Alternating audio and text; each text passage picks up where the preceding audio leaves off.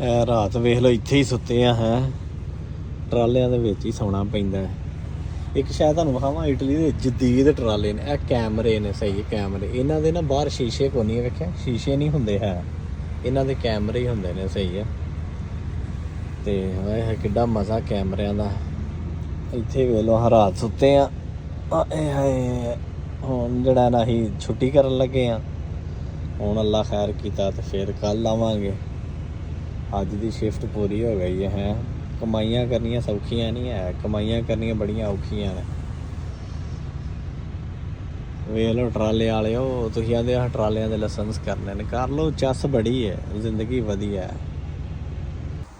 ਟਰਾਲਾ ਵਿਖਾਵਾਂ ਫਿਰ ਤੁਹਾਨੂੰ, ਫਿਰ ਵੇਖਿਆ ਫਿਰ ਆਏ ਹੈ ਕਿੱਡਾ ਸੋਹਣਾ ਹੈ, ਦਿਲ ਵੀ ਕਰਦਾ ਚਲਾਉਣ ਨੂੰ ਕਿ ਨਹੀਂ।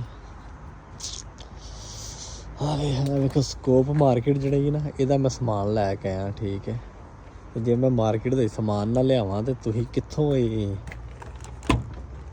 ਆਪਣਾ ਕਿੱਥੋਂ ਤੁਸੀਂ ਹੈ ਖਾਓ ਪੀਵੋਗੇ। ਮਾਰਕੀਟਾਂ 'ਚ ਸਮਾਨ ਮੁੱਕ ਜਾਏਗਾ ਫਿਰ।